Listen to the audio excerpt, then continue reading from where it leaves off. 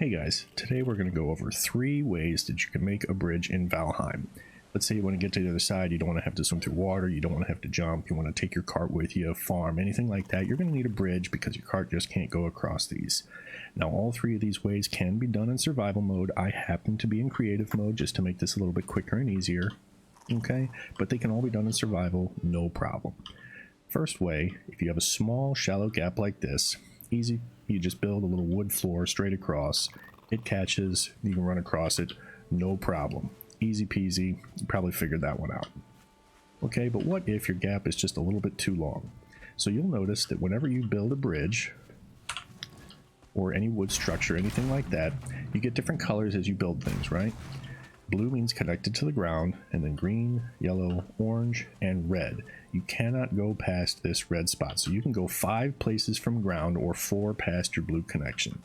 Okay, so if I've got a gap that's maybe just a little bit too long, there's 2 things I can do. One, I can just simply come from the other side, which resets my connection, and meet in the middle. Or you can try to come from this one, and if you're quick, because it takes a second to realize, you can make your connection across.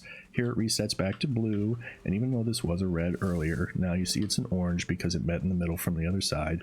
No problem, it'll hold, you can get your cart across it, okay? Easy peasy.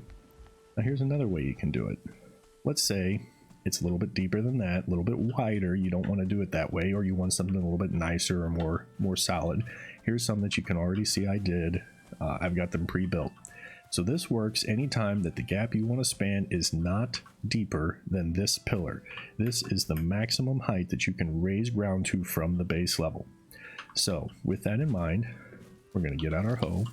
We're going to come to raise ground. We're going to start on this side, and we're just going to start raising the ground, coming from the edge. Now, raise ground costs 4 each time, but something to note is that whenever you raise ground or pickaxe down, it does an entire column from the height that you're working from for the cost of 1. So even though I'm raising the ground all the way up here from down here, it's still just 1 raised ground. And bringing ground down with your pickaxe works the same way. I hit it from the bottom, it brings down the whole pillar with 1 swing. Okay? So with that in mind, we're going to come over here, we're going to build our bridge, and we start building. We start raising the ground, and then we take out our pickaxe, and we start leveling it back out. And you see, even though it's kind of gaining on me, I'll take out the whole thing. So we go back, we raise some ground from the edge, and then we use our pickaxe to level it back out. Then we raise our ground. You could, if you wanted to, you could do it several at a time, or you can alternate back and forth, whichever is easier for you. But we're just going to go ahead, span this entire gap just like this, get across. Raising ground, and then pickaxing it back down all the way till we get to the other side. Now keep in mind, this is going to cost you 4 stone each time. You will get back 1 for doing the pickaxe, but you will have to have a fair bit of stone on you depending on just how big of a gap that you're trying to cross. I think this is the easiest way to do it. So this might be your go-to if the gap allows. Oops, we want to come from the edge we're working on. And then once we've got our gap all the way across, start back here, take out your level, and we're going to level the ground from the side we started on. Remember that whenever you level and click, it levels to the level of ground you're standing on. If you hold shift, it levels it for where your cursor is. So we're going to not hold shift, level to where we're standing. And there we have our bridge all the way across. You can smooth this out. You could raise ground a little bit more to make it wider, coming from the edge. There you go, bring it up, and then we're going to level it out. Okay, now that's real good. That's a nice way to do it. It's probably the easiest way to do it, even though stone is somewhat expensive, quote unquote, and it'll work as long as the gap is not deeper than that. Now let's say that the gap is deeper than that. Okay, so it's too wide to do this, it's too deep to do that. Well, now you're going to have to build a support pillar. Whenever you build a bridge, here I have a couple of them set up already, you'll notice back to the blue, the green, the yellow, the orange, the red, you can go 4 places past a blue or 5 from the ground, however you like to think of it. So we come out here, we start building our gap.